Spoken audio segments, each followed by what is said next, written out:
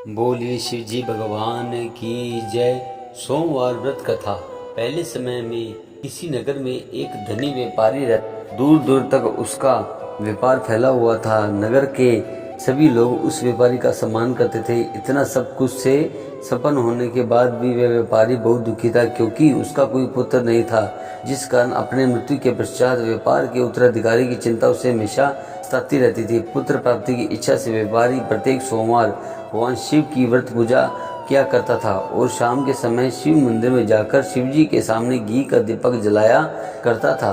उसकी भक्ति देखकर माँ पार्वती प्रसन्न हो गई और भगवान शिव से उस व्यापारी की मनोकामना पूर्ण करने का निवेदन किया। भगवान शिव बोले, इस संसार में सबको उसके कर्म के अनुसार फल की प्राप्ति होती है। जो प्राणी जैसा कर्म करते हैं वैसा ही फल प्राप्त होता है।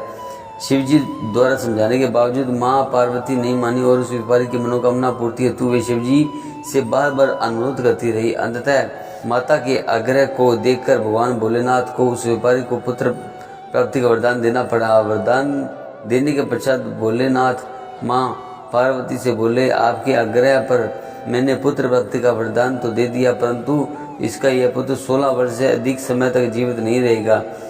उसी रात भगवान शिव उस व्यापारी के स्वप्न में आए और उस पुत्र प्राप्ति का वरदान किया और उसके पुत्र के 16 वर्ष तक जीवित रहने की भी बात बताई। भगवान के वरदान से व्यापारी को खुशी तो हुई, लेकिन पुत्र की अल्पायु की चिंता से उसी खुशी को नष्ट कर दिया। व्यापारी पहले की तरह सोमवार के दिन भगवान शिव का विधिवत व्रत करता रहा। कुछ महीनों के बाद उसके घर में अति सुंदर बालक जन्म लिया।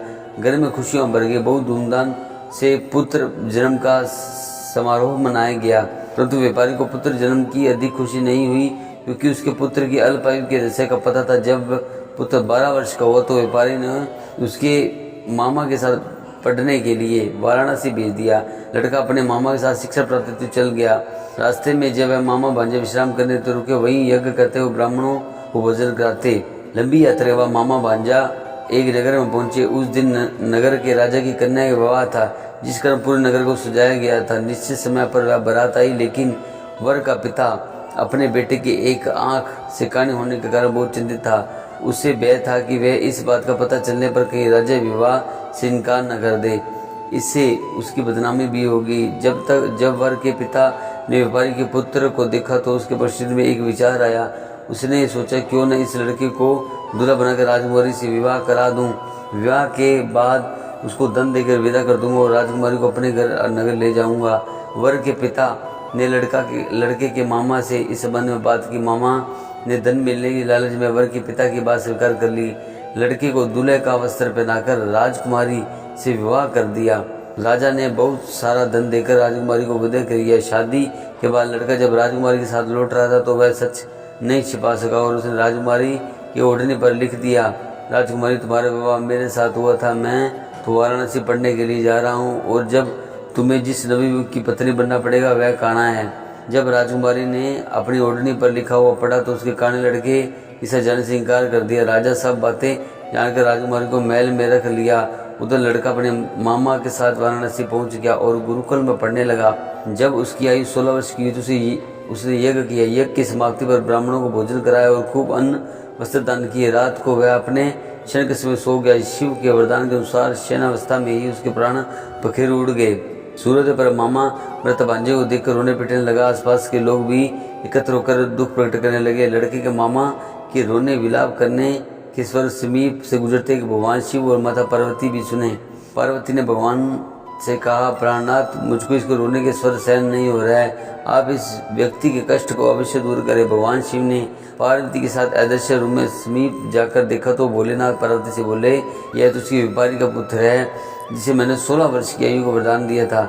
इसकी आयु पूरी हो गई है। माँ पार्वती ने फिर भगवान शिव से निवेदन किया कि उस बालक को जीवन देने के लिए आग्रह किया।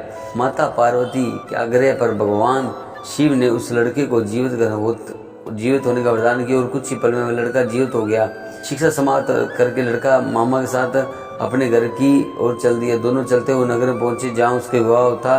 उस नगर में भी यज्ञ का आयोजन किया। समीप से गुजरते हुए नगर के राजा ने यज्ञ के आयोजन देखा और उसने तुरंत ही लड़के उसके मामा को पहचान लिया और यज्ञ समाप्त होने पर राजा मामा वो लड़के को महल में ले गया और कुछ दिन उसे महल में रखकर बहुत सा धन वस्त्र अधिक राजकुमार के साथ विदा कर दिया। इधर भूखे पैसे रहे व्यापारी और उसकी पत्नी बेटी की प्रतीक्षा कर रहे थे। उन्होंने प्रतीक्षा कर रखी थी कि यदि उन्हें अपने बेटी की मृत्यु का समाचार मिला तो दोनों अपने प्राण दे देंगे, परंतु जैसे ही उसने बेटे के साथ जीवन वापस लौटने का समाचार सुना तो वह बहुत प्रसन्न हुआ।